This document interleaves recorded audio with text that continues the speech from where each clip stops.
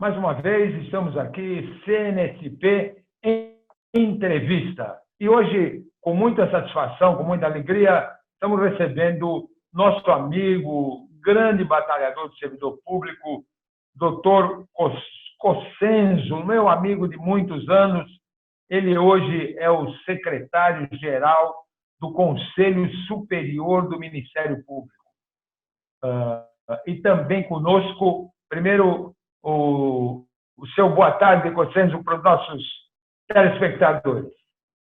Bom, Tutílio, ao meu amigo Wagner, Tutílio, eu queria dizer bem claro, é uma satisfação enorme revê-lo, sinta-se abraçado, minha vontade era dar um abraço fraterno daqueles que nós sempre tivemos, sempre conseguimos fazer, né?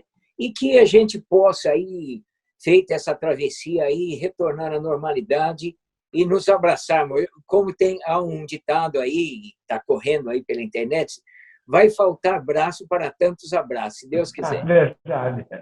Estamos também aqui com o doutor Wagner Dalla Costa, que é o nosso diretor financeiro. Boa tarde, Wagner. Boa tarde, doutor Tutílio. Como é que vai, Cossenzo? Boa tarde, doutor Cossenzo. É um prazer estar com vocês novamente, conversando mais uma vez. E hoje agraciado por uma entrevista, uma gravação para a nossa querida confederação, e esperamos participar da melhor forma possível. Sintam-se abraçados também por mim. Valeu. Doutor Cossenzo, meu caro amigo, eu queria iniciar um problema importante que está acontecendo exatamente envolvendo o Ministério Público. E nós vimos problemas sérios em compras do governo do Estado de São Paulo, de 3.000 respiradores, a um preço completamente absurdo.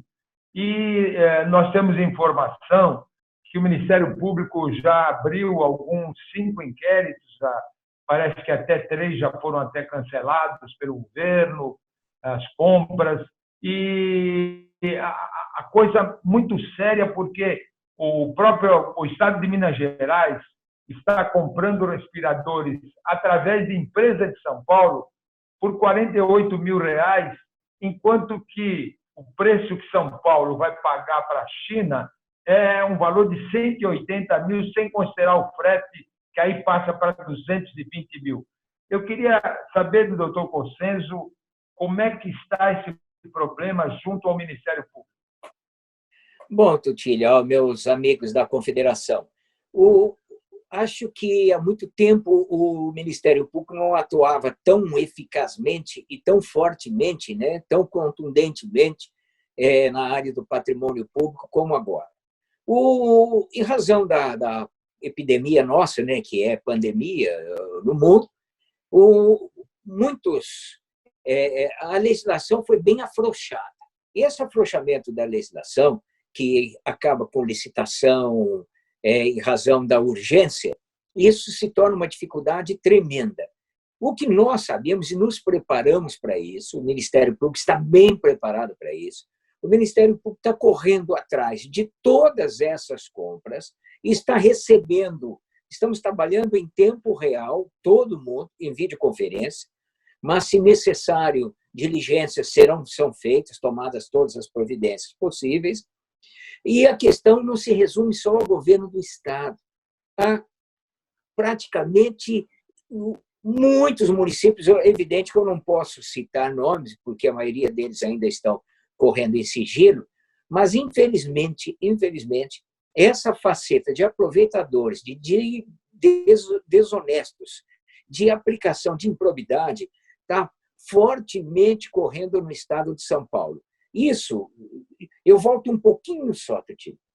O que nós estamos achando, eu penso que é o que todos nós, de inteligência mediana, entendemos, é o seguinte: essa briga do governo federal e a briga do governo estadual, essa ausência de lideranças para que nos conduzam nesse momento, traz essa instabilidade política, essa instabilidade de entendimento dos cidadãos. Então, nós temos hoje uma parte dos cidadãos que estão morrendo de medo, ficando trancafiados, e tem a outra metade que está achando que isso não é nada, com cloroquina ou tubaína vai resolver. Então, isso é realmente muito difícil.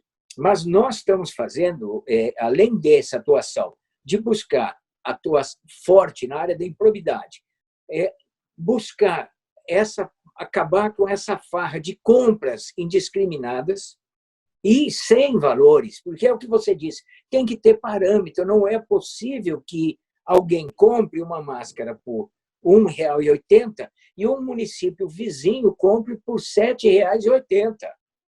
Então, é muito difícil e, nesse momento, leva tudo ao discreto. Mas o Ministério Público instaurou inúmeros inquéritos, seja contra o governo do Estado e contra as prefeituras, são inúmeros. Nós temos inúmeras liminares anulando licitações, anulando compra, anulando decretos municipais que as pessoas se utilizam aí para se locupletar. Infelizmente, eu vou passar já para o Wagner, né? Mas o que eu quero deixar bem claro é o seguinte: nós sabemos que depois dessa pandemia, o mundo vai ser diferente. O mundo vai ser diferente. O que a gente queria era que as pessoas se entendessem mais, fossem mais fraternas. Mas o que nós vamos ter uma certeza absoluta: acabada essa pandemia e nós voltarmos ao normal, o que teremos de apuração de crimes e de improbidade administrativa é algo que nunca ocorreu até hoje. Um absurdo total, né? Inclusive, você falou bem, é o Brasil todo. Eu vi só no Rio de Janeiro, se não me engano, 8 pessoas já foram presas, 8 pessoas ligadas à Secretaria da Saúde do Rio de Janeiro e envolvidas violentamente com essa corrupção toda e aproveitando uma pandemia que está sufocando o povo brasileiro. É um absurdo, uma tristeza total, né, Wagner? Como é que você vê isso? Olha, Turtilo, se já com as regras da Lei 8666 era muito difícil controlar, já existia muita tentativa e muitas vezes conseguiu burlar o sistema da 866 com editais viciados, com participantes viciados.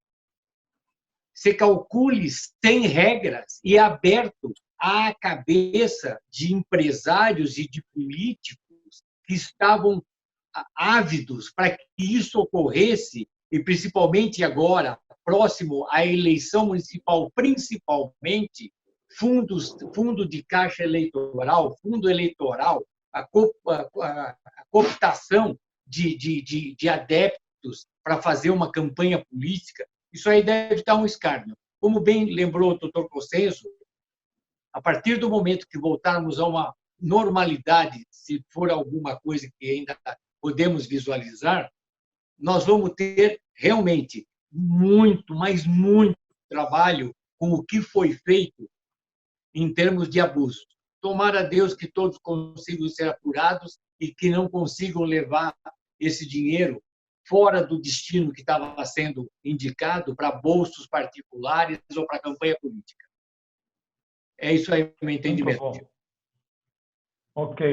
Eu acho que parabenizar aí o doutor Cossenzo por esse trabalho que a gente espera realmente essa atuação firme do Ministério Público para que isso não aconteça e que para isso sirva de exemplo para que no futuro a gente possa realmente ter um cuidado muito sério, né, com esse problema. Quando você libera uma licitação, então a coisa vira uma farra, é uma farra dos estados, é uma farra dos municípios. Isso não pode acontecer. Esperamos esse trabalho do Ministério Público realmente surta um efeito que possa minimizar e fazer com que esse exemplo seja seguido.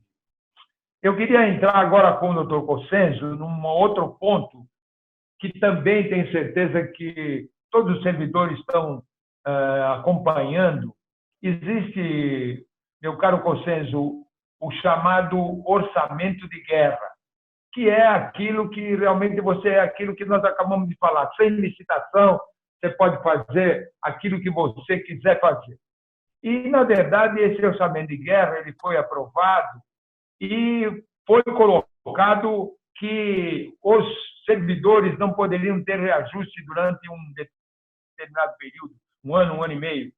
Acontece que, com relação ao Senado, ele abriu um pouco as portas mais para professores, para militares, e depois envolveram outros cargos. E houve uma grita muito forte do Paulo Guedes, e o presidente já tem detalhado que ele vai vetar. Ô Senzo, o que você acha disso e o que a gente pode estar interferindo ou não, trabalhando com isso ou não? Como é que você vê esse problema?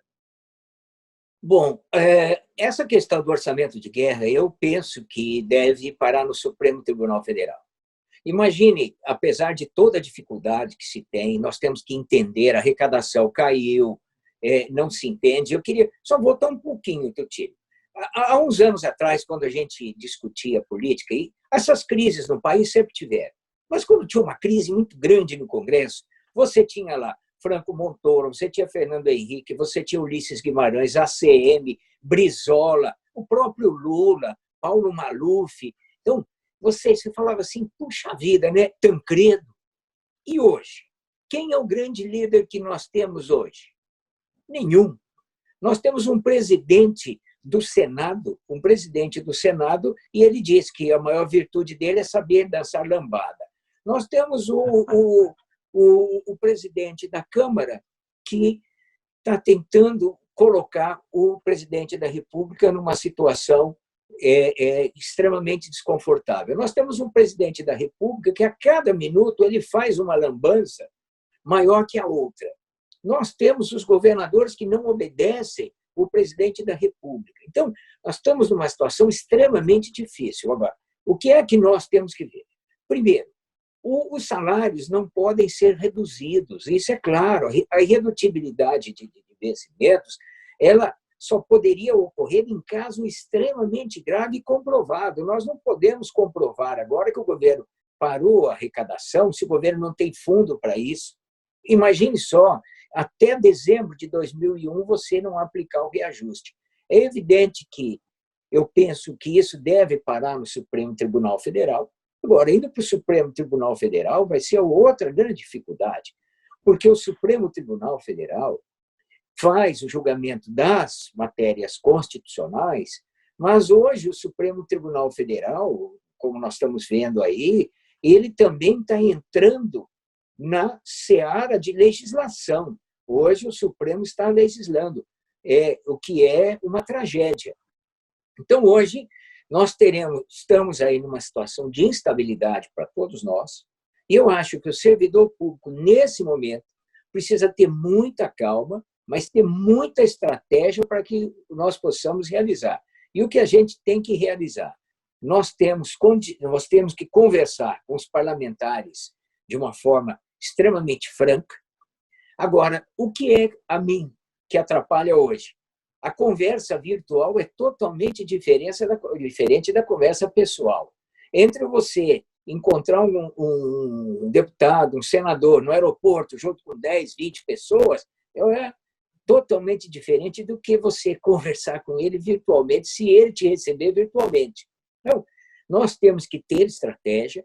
Eu acho que a confederação é extremamente importante nisso, pela grandeza, pela história, e sem ficar aqui sendo redundante, pela liderança que o Tutílio exerce, sempre exerceu, a confederação vai ser extremamente importante nesse momento.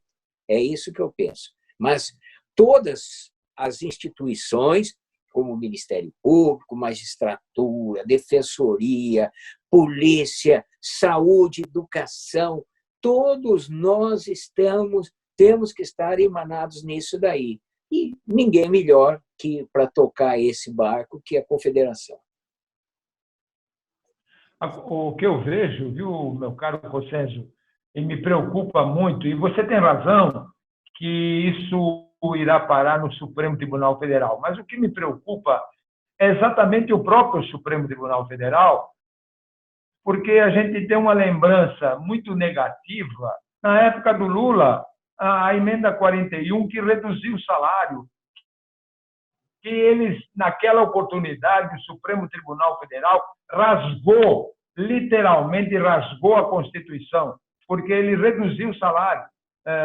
Eu estava presente naquela reunião que nós fomos conversar com o Lewandowski, conversar com a Rosa Weber, vamos conversar com alguns ministros, e todos concordavam conosco antes.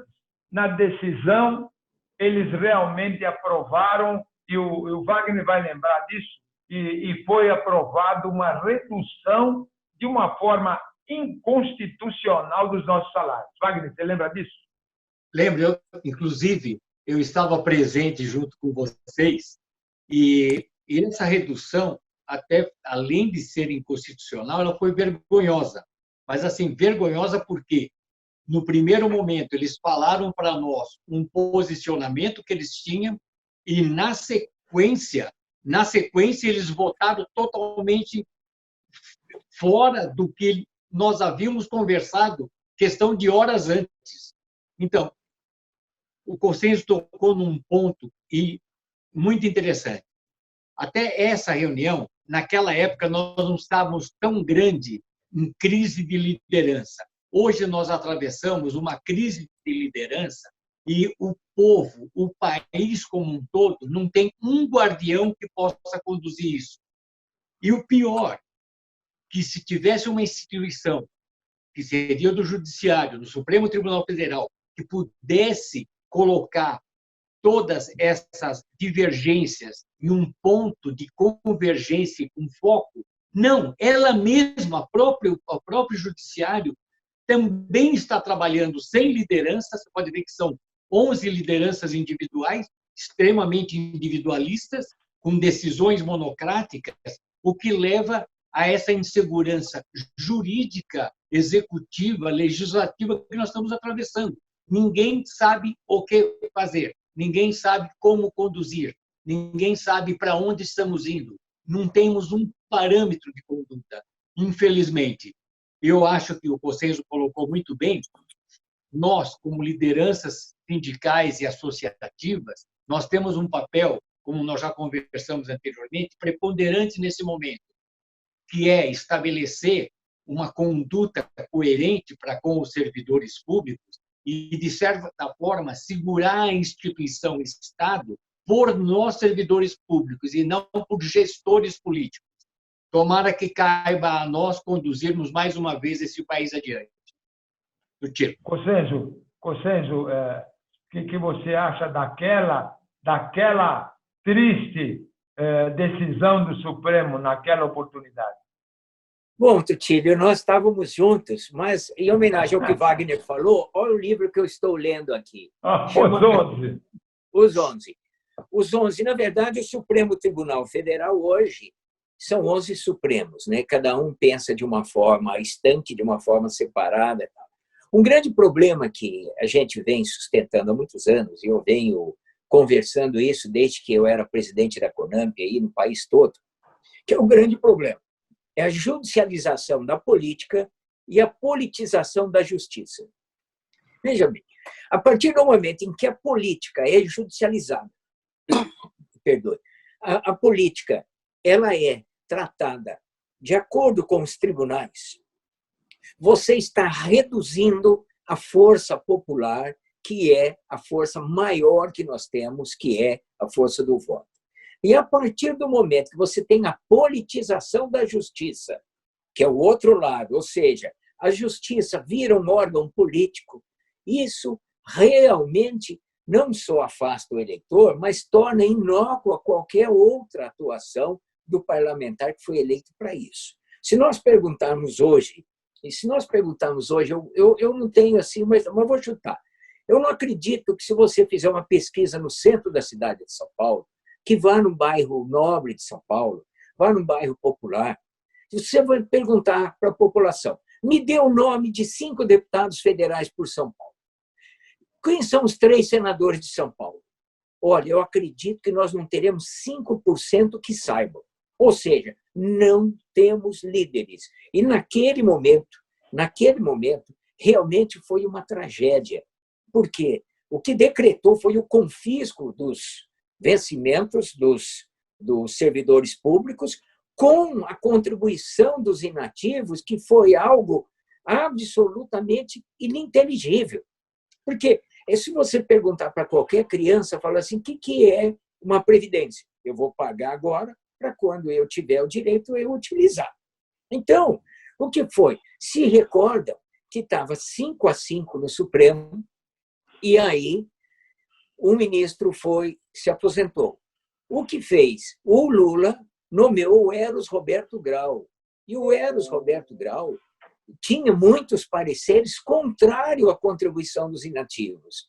Foi lá e desempatou, votou, desempatou para a contribuição dos inativos. Então, é algo assim que realmente é difícil da sociedade compreender. Mas eu volto a insistir, nós precisamos tentar devagarinho fazer com que o Supremo entenda a sua posição, o seu momento, o momento de protagonismo. Agora, o que é pior, o que eu vou dizer? O Supremo só é muito forte quando os demais poderes são fracos. Quando o poder executivo é extremamente fraco e o poder legislativo não funciona. Então, para a gente falar de uma linguagem popular, é igual um árbitro de futebol. Tem um clássico Palmeiras e Corinthians, foi um puta de um jogão. Eu pergunto para o seu Tutílio, quem apitou? Falou, rapaz, sabe que eu nem lembro. O cara foi muito bem. O cara foi muito bem.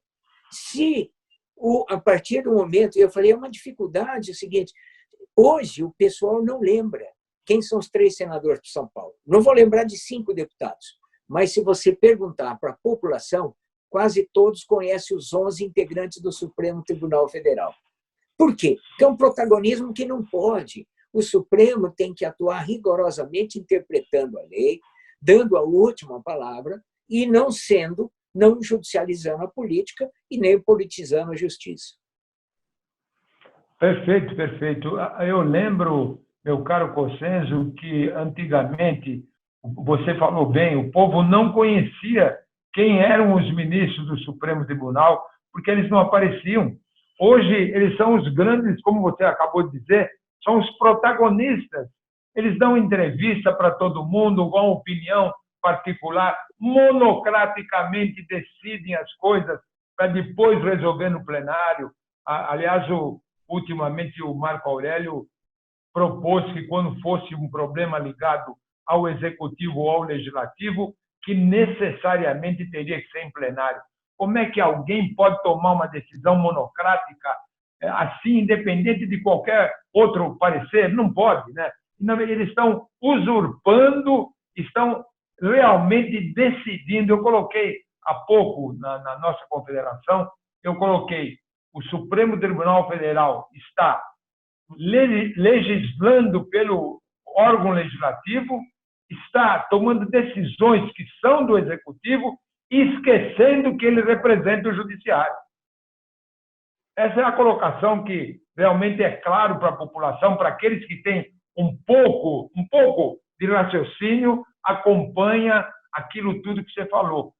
Hoje temos uma ideologia, o Supremo Tribunal Federal está contagiado. Isso não pode continuar, não pode acontecer, e nós temos que batalhar em função disso. Eu queria realmente agradecer, nessa primeiro bate-papo nosso, o meu querido companheiro de grandes lutas, de grandes batalhas, que é o Dr. Cossenzo, que eu me orgulho de ser seu amigo, e também ao Dr. Wagner Della Costa, nosso diretor financeiro, que também atua de uma forma brilhante, sempre os dois defendendo o servidor público.